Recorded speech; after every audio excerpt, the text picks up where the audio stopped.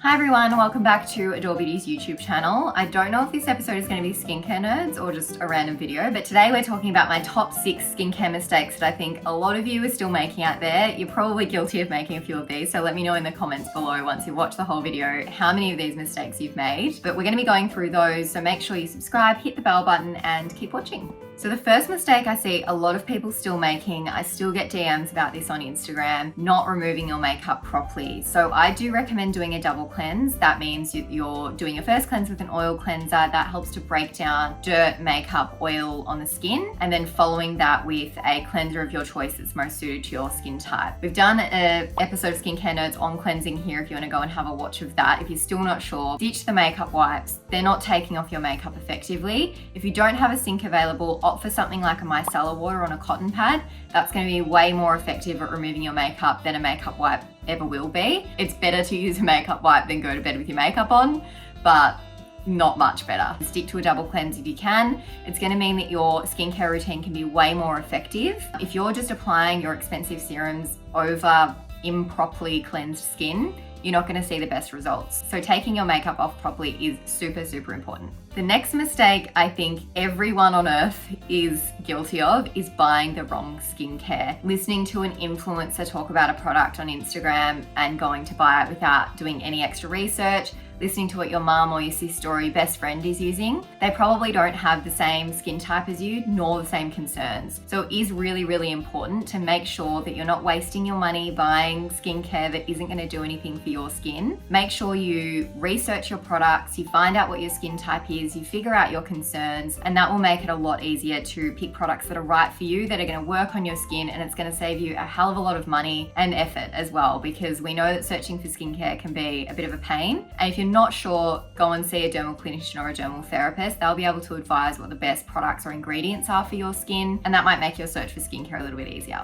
The next mistake I've been guilty of for a very long time is cleansing under hot water. So very hot water in the shower, for example, when you stick your face under hot water, I know it feels amazing, especially in winter. That's all you want to do. But hot water can be really, really dehydrating on already dehydrated skin. If you've got an impaired barrier, avoid the hot water where you can. Turn the temperature of the shower down if you want to cleanse in the shower, or cleanse at the basin with lukewarm water. And then if I'm cleansing in the shower, I turn the temp down and then I'll just splash my face with water instead of putting it under the stream of the shower. But that is definitely a mistake a lot of people make. If you get out of the shower and your skin's really red and feels sensitized, and your cleanser feels like it's stripping away any moisture that's left, avoid the hot water, because that's probably what's contributing to your dehydration. The next mistake is going overboard with actives. I know, we all get excited. We're like, yes, skincare is so exciting, it does amazing things, and you hear about all these products and you just want to try everything at once, and then the next day your skin is textured, it's sensitized, it's freaking out, you've got breakouts, you don't know what to do, you think you're allergic to the products. Most of the time it's just because you've gone in too hard and too fast. Be wary of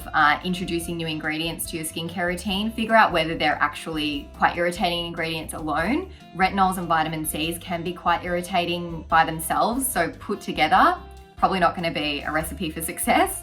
So introduce those kind of actives quite slowly into your routine. Vitamin C's you can generally get away with introducing each morning, and then I recommend doing your retinols at night. And then also things like acids, like your AHAs and BHAs, can also be a little bit irritating, especially if you've never used actives before. So be wary of that too. The next mistake, which hurts my soul, is people not wearing SPF. And I actually have this as a prompt on my Hinge profile, and it says, first drink is on me if you wear SPF every day. And the amount of people that respond to that saying like, why every day? Or even in winter, sunscreen should be part of your everyday routine. You should be wearing it on your face every single day. Over 90% of aging is caused by UV exposure. But also in Australia, we have such a high instance of skin cancer. It is very important to be mindful of your sun safety as well. A very common misconception that I come across is people saying, oh, but there's SPF in my makeup. That is absolutely not gonna cut it. So the amount of makeup that you apply, probably 1 to 2 pumps.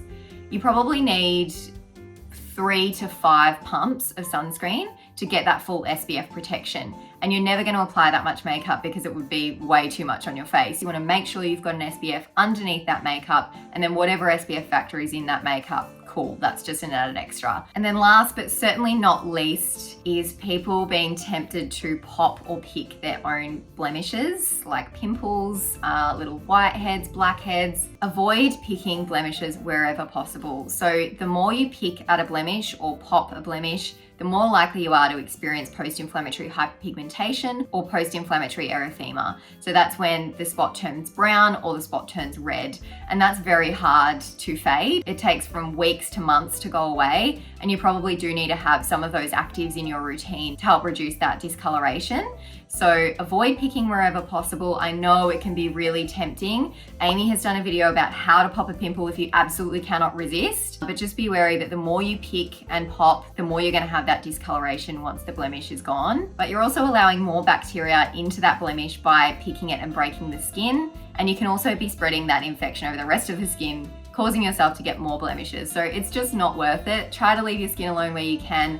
I recommend ingredients like niacinamide and salicylic acid, ASAP Super B serum, and Radiant serum are a couple of my favorites that I love to recommend for people experiencing congestion. And having a good retinol in your routine as well can help to fade some of those marks. And if you do just have those marks left over from previous breakouts, a vitamin C in your routine can also help to brighten that discoloration as well. That's all the skincare mistakes I can think of for now. If you think of any others or you've got any myths that you want busted, leave them in the comments below. I'd love to know how many of those mistakes you've made yourself. I've definitely made a few of them in my lifetime. So let me know what yours are in the comments, or if you have any questions, leave them there too. Make sure you subscribe, hit the bell button, and I'll see you next time.